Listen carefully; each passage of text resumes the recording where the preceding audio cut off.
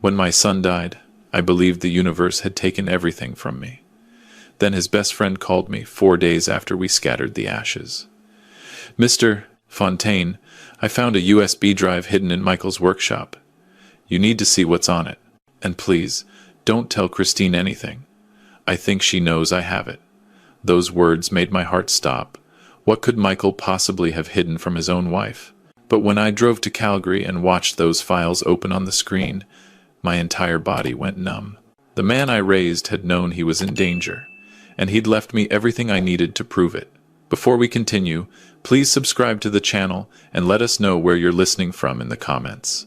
The memorial service was held at a small chapel overlooking the Bow River. My wife Elaine had passed 3 years earlier from cancer, and now our only child, our Michael, was gone at 41. A brain aneurysm, they said, collapsed during his morning workout in the basement gym. His wife Christine found him when she came home from her yoga class. She stood at the front of the chapel now, accepting condolences with the grace of a woman born for public sympathy. Black dress, tasteful pearls, just enough tears to seem devastated, but not enough to ruin her makeup. She'd always been beautiful, Christine, the kind of beautiful that made you forget to look deeper. A man approached her, young, maybe 35, wearing a suit that fit too well for a funeral guest. They exchanged words I couldn't hear. He touched her elbow briefly, and she smiled. Not a grief smile, something else, something familiar between them. I watched him leave through the side door without speaking to anyone else. Christine caught my eye and walked over, taking my hands in hers. Dad, why don't you stay at our place tonight? I can't bear the thought of you driving all the way back to Victoria alone. I'd never liked her calling me Dad. I'd tolerated it for Michael's sake. I'll be fine. Booked a hotel downtown. She squeezed my hands. You shouldn't be alone right now. We're family. The word felt wrong in her mouth. But I nodded, said I'd think about it, and watched her glide away to greet more mourners. The truth was, I couldn't stop thinking about the phone call I'd received from Michael 11 days before he died. It was nearly midnight when he called, which was unusual. Michael was disciplined about sleep, about routine. Dad, I need to ask you something.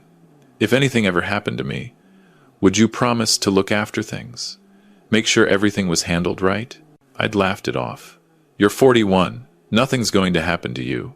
Just promise me. There was something in his voice. Fear, maybe. Or resignation. I promise. But Michael, what's going on? I can't talk about it now. I'll explain everything when I see you at Christmas. Christmas was 3 weeks away.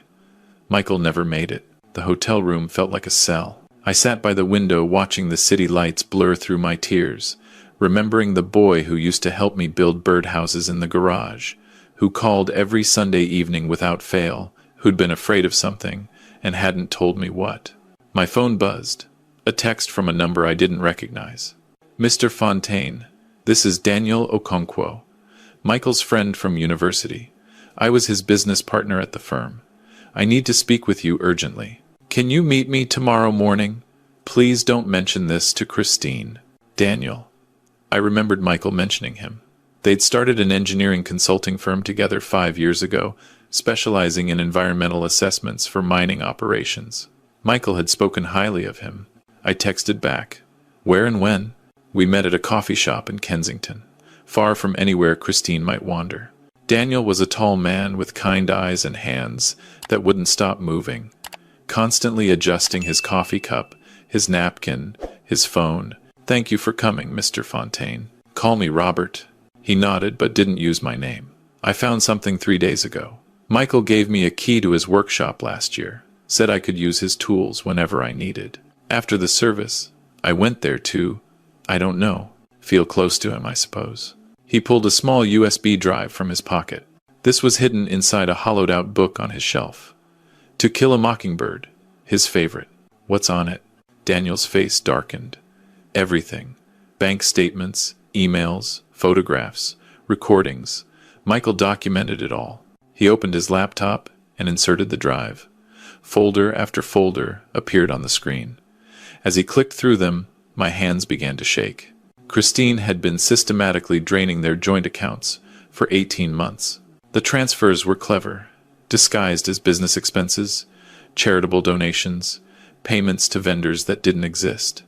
The total exceeded $800,000. The money flowed to an account under the name Bradley Weston. "Who is Bradley Weston?" I asked, though part of me already knew.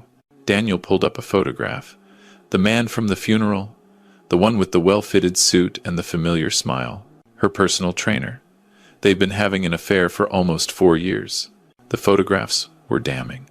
Christine and Bradley, at restaurants, at hotels, walking hand in hand, on beaches I didn't recognize. The timestamps showed dates when Michael was traveling for work, trusting his wife to be home waiting for him. But that wasn't the worst of it. Daniel opened a document, a letter Michael had written, dated 2 weeks before his death. "Dad, if you're reading this, something has happened to me, and I need you to know the truth. I discovered Christine's affair 8 months ago. I hired a private investigator, documented everything, and consulted with a divorce lawyer. I was planning to confront her after the holidays, file for divorce, and protect what assets I could. But 3 weeks ago, Christine found out I knew. I don't know how. Maybe she saw something on my computer, or maybe Bradley told her. She's been different since then, watching me, asking strange questions about my health, my exercise routine, my supplements. She's been pushing me to increase my life insurance. Keeps talking about how anything can happen, and we should be prepared. Last week, she suggested I add a rider for accidental death. I changed the beneficiary on my policy to you 2 days ago. She doesn't know yet. Dad, I might be paranoid. I hope I am. But if something happens to me that seems natural or accidental, please don't accept it at face value. Please look deeper. You spent 30 years investigating cases for the RCMP. You know how to find the truth. I love you. I'm sorry I didn't tell you sooner. I was ashamed. I thought I could handle it myself. Your son, Michael." I read the letter 4 times. My boy, my strong, capable, proud boy, had been afraid for his life and hadn't told me until it was too late. Daniel was crying silently. I should have noticed something was wrong. He seemed stressed the last few months, but I thought it was just work pressure. I never imagined. I looked at the date on Michael's letter, November 28th. He died December 9th. I drove to the Calgary Police Service headquarters that afternoon with the USB drive and every document Daniel had given me. They directed me to Detective Sarah Chen, a woman in her 50s with sharp eyes and a patient manner. She listened as I laid out everything. "Mr. Fontaine," she said carefully when I finished, "I understand your concerns, but your son's death was examined thoroughly. The medical examiner found no signs of trauma, no indication of foul play. Brain aneurysms can occur suddenly, even in healthy individuals. My son was healthy. He ran marathons, had a complete physical 6 months ago with perfect results. No family history of aneurysms on either side. That does sometimes happen. These things can develop without warning. Detective Chen, my son, wrote a letter saying he feared for his life. His wife was stealing from him, having an affair, and pushing him to increase his insurance coverage. He died 12 days after writing that letter." She looked at the documents again. "This shows financial misconduct and infidelity. That's significant, but it doesn't prove murder. Without evidence of how someone might have caused a brain aneurysm." She spread her hands apologetically. I left the station understanding that no one would help me. Not yet. Not without more.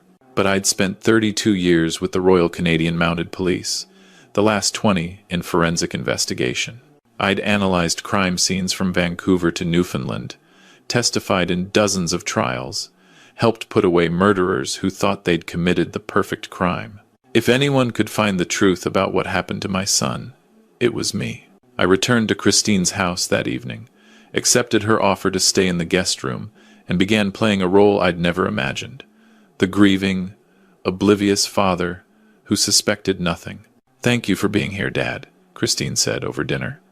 She'd made Michael's favorite meal, roast chicken with rosemary potatoes, which struck me as either touching or obscene. "It helps to have family close. We should support each other," I said, the words like gravel in my throat. "It's what Michael would have wanted." She nodded, dabbing at her eyes with a napkin. He loved you so much, always talked about how you taught him everything about being a man, about integrity. I watched her perform grief and marveled at the skill of it. Every gesture calculated, every tear precisely timed. Over the following week, I observed her patterns. She left the house every Monday, Wednesday, and Friday afternoon, claiming to visit friends or attend grief counseling. I followed her on Wednesday. She drove to a condominium complex in Mount Royal and entered Unit 412. Through the window, I could see her embracing Bradley Weston. They weren't even being careful anymore. I photographed everything: license plates, timestamps, the tender moments visible through carelessly opened blinds. Evidence accumulating. At night, while Christine slept, I searched the house. Michael's home office had been cleaned out, his computer wiped, his files shredded. But Christine wasn't as thorough as she believed. In the basement, behind the furnace, I found a small plastic bag containing 2 prescription bottles. The labels had been removed, but one bottle still had partial residue inside. I collected a sample carefully, preserving it the way I'd been trained decades ago. In her car's glove compartment, hidden under the owner's manual, I found receipts from a pharmacy in Red Deer, over 90 kilometers away. The purchases were made in cash, but the dates aligned with the weeks before Michael's death. The items purchased: potassium chloride solution, medical grade, high concentration. My forensic mind connected the pieces. Potassium chloride, administered intravenously, could cause cardiac arrest that might be misdiagnosed as various natural causes, including aneurysm complications. If injected while the victim was sleeping or incapacitated, it would leave minimal trace evidence unless specifically tested for. Michael worked out in the basement every morning at 5:30, before Christine was awake. Or supposedly before she was awake. What if she'd been awake, waiting, watching for the right moment? I needed the toxicology reports. I needed to know what they'd actually tested for. I called Daniel, who called a friend at the medical examiner's office. The standard toxicology panel hadn't included potassium levels or injection site analysis. Why would it? There'd been no reason to suspect anything unnatural. But there was a way to know for certain. As next of kin and executor of Michael's estate, I had legal authority to request additional testing. Some tissue samples had been preserved before cremation. I contacted a private forensic laboratory in Toronto, explained what I needed, and arranged for the samples to be analyzed. Then I waited. The waiting was agony. I continued staying at Christine's house, continued playing the heartbroken father, continued watching her meet with Bradley Weston, while my son's ashes sat in an urn on the mantel. One evening, Christine made tea. She handed me a cup with a sympathetic smile. "You've seemed so tired lately, Dad. This herbal blend helps with sleep." I thanked her, raised the cup to my lips, and pretended to drink while she watched. When she turned away, I poured it into a potted plant. The plant was dead by morning. The laboratory results arrived 3 weeks after I'd submitted the samples. The report confirmed elevated potassium chloride levels, inconsistent with natural occurrence, along with microscopic evidence of an injection site in the tissue near Michael's left arm. My son had been murdered, poisoned in his own home, by a woman who'd promised to love him. I sat in my hotel room holding the report, and I wept. Not just from grief, but from the cold certainty of what Michael had endured. The fear of those final weeks. The betrayal of someone he'd trusted with his life. I contacted Detective Chen immediately. This time, I brought everything. The bank records, the photographs, the pharmacy receipts, the residue from the basement, the letter from Michael, and most importantly, the toxicology results, proving injection. Detective Chen read each document with increasing intensity. When she reached the lab report, she looked up at me. "Potassium chloride injection. This is definitive." "Yes." She closed the folder. "Mr. Fontaine, I'm reopening this investigation as a homicide. Everything you've gathered will be entered as evidence.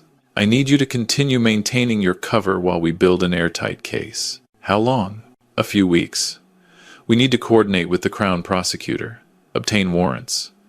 Your son deserves justice done properly." I agreed, though every fiber of my being screamed for immediate action. I wanted to confront Christine, to see her face when she realized the truth had found her. But I'd learned patience in 32 years of police work. I could wait a little longer. 2 weeks later, I was back at Christine's house for what she believed was a discussion about Michael's estate. The real purpose was keeping her occupied, while police executed search warrants at her home, Bradley Weston's condominium, and the pharmacy in Red Deer. Christine served wine and cheese, chatting about her plans to sell the house, maybe move somewhere warmer. Michael always wanted to travel, she said wistfully. I think I'll honor his memory by finally seeing the world. On his money? With his killer? My phone buzzed. A text from Detective Chen. Warrant executed. Found remaining potassium chloride hidden in Weston's condo, along with emails discussing the plan. Both subjects being arrested now. Christine's phone rang. She glanced at it, frowned, excused herself. I heard her voice rise from the next room. What do you mean they're at Bradley's? What are they looking for? She came back into the living room, her face ashen, the mask finally cracking. Dad, I need to. Something's come up. Can we continue this another time? Of course. Is everything all right? Fine. Just paperwork issues. She practically pushed me out the door. As I walked to my car, 2 unmarked police vehicles pulled into the driveway. Detective Chen emerged from one. Christine Fontaine, you're under arrest for the murder of Michael Fontaine. You have the right to retain and instruct counsel. I watched them handcuff her in the driveway of the home my son had bought, furnished, and died in. She looked at me as they led her to the car, and finally, her face showed something real. Fury, hatred, the understanding that she'd been caught by the father-in-law she'd dismissed as a harmless old man. Bradley Weston was arrested simultaneously at his condominium, caught trying to destroy evidence. A search of his computer revealed months of communications with Christine, planning Michael's death in meticulous detail. They'd researched untraceable poisons, debated methods, calculated exactly how much insurance money they'd collect. The trial began in September. I attended every day, sitting in the front row of the gallery, where Christine could see me each time she glanced toward the spectators. The Crown prosecutor built the case methodically. The pharmacy security footage showing Christine purchasing potassium chloride while wearing a disguise that wasn't quite good enough. The emails between her and Bradley discussing the timeline and the package. The forensic evidence proving injection. Michael's letter, read aloud by the prosecutor, with devastating effect. Several jurors wiped their eyes. One had to ask for a recess to compose herself. Bradley Weston had crumbled within days of his arrest, accepting a plea deal in exchange for testimony against Christine. He described how she'd approached him 2 years into their affair with the idea, how they'd planned everything for months, how she'd practiced injecting saline into oranges until she was confident she could do it without waking Michael. She told me she deserved better, Bradley testified, avoiding Christine's eyes, that Michael was boring, that he didn't appreciate her, that the insurance money would let us start a new life together. I believed her. I wanted to believe her. Christine's defense attorney tried to paint Bradley as the mastermind, Christine as an abused woman manipulated by a controlling lover. But the evidence was overwhelming. The potassium chloride was found in her possession. The pharmacy footage showed her face. The emails came from her devices. A former colleague of Michael's testified about seeing bruises on Christine and assuming Michael was the abuser. But under cross-examination, she admitted Christine had never actually claimed Michael hurt her, had only implied it through carefully worded suggestions. More devastating was the testimony of Christine's sister, who revealed that Christine had asked strange questions about undetectable poisons at a family dinner 2 years earlier, laughing it off as research for a novel she claimed to be writing. She'd never written any novel. On October 18th, the jury returned their verdict after 6 hours of deliberation. Guilty. First-degree murder. Guilty. Conspiracy to commit murder. Guilty. Fraud over $5,000. Christine collapsed. Had to be supported by court officers as the verdict was read. Bradley Weston, already sentenced to 12 years in exchange for his testimony, sat in the witness room, watching through closed-circuit television, his future destroyed by a woman who'd promised to run away with him to somewhere warm. The sentencing came 3 months later. Life imprisonment with no possibility of parole for 25 years for Christine. She would be 69 years old before she could even apply for release. The judge addressed her before pronouncing the sentence. You betrayed a man who loved you, who built a life with you, who trusted you completely. You planned his murder for months, executed it without hesitation, and showed no remorse until you were caught. The callousness of your actions represents a profound moral failure that this court cannot overlook. Christine had nothing to say. She stared straight ahead, hollow, as her entire future collapsed into prison walls. The insurance company voided all claims the moment charges were filed. Christine received nothing. Bradley received nothing. Everything Michael had built, the business he'd grown with Daniel, the investments he'd accumulated, the home he'd maintained, all of it went into a trust I established in his name. The Michael Fontaine Foundation now provides legal and investigative resources to families who suspect their loved ones' deaths weren't accidents, but can't get authorities to listen. Daniel runs the day-to-day operations from Calgary. We've helped 11 families in 2 years.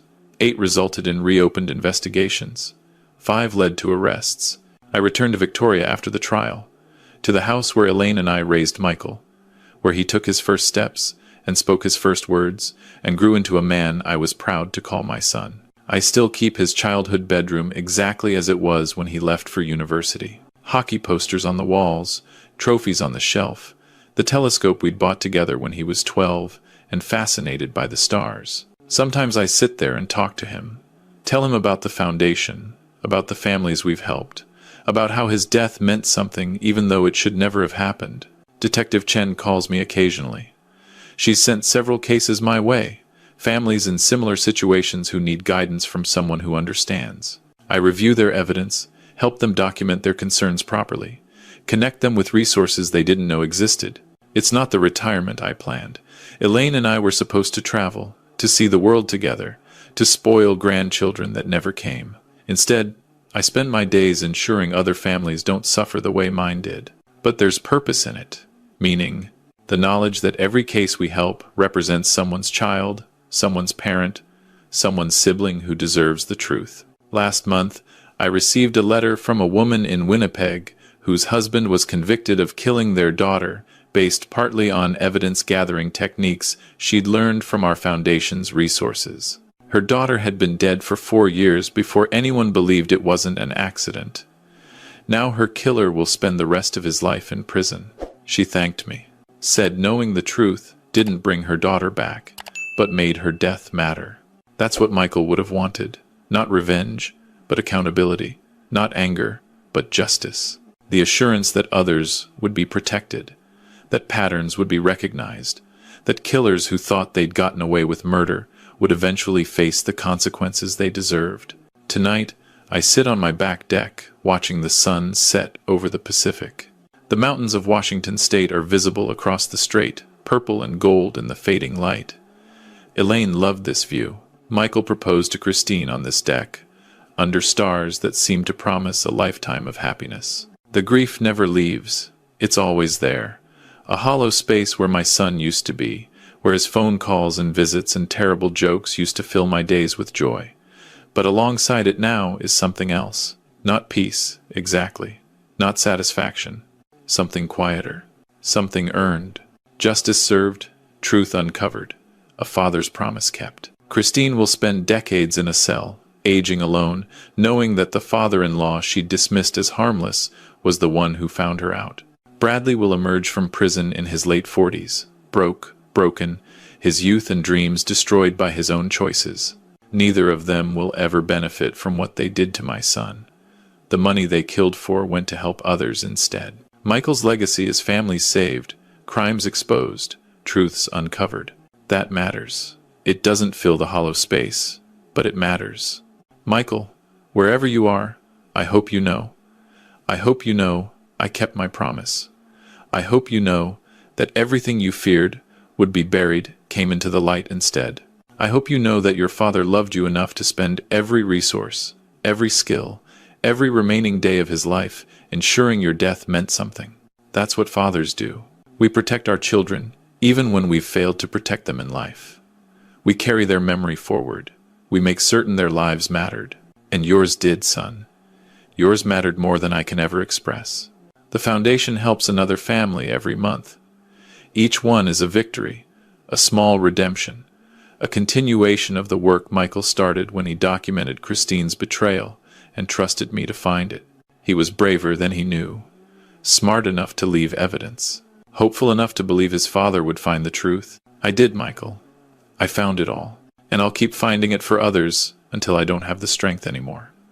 Then Daniel will continue, and the people we've trained, and the families we've empowered. Your name will be remembered not for how you died, but for what your death inspired. A movement, a mission, a promise kept across years and distances and heartbreak. The stars are coming out now, the same stars you used to watch through that telescope, the same stars that have shone over this earth for billions of years, and will continue long after all of us are gone. But while I'm here, while I have breath and purpose and a promise to keep, I'll make sure your light isn't forgotten. Sleep well, my boy. Your father is still fighting. If you found this story meaningful, please like this video, subscribe to the channel, and share your thoughts in the comments below. Your support helps us continue bringing stories like this one. To hear another story, click on the video appearing on your screen now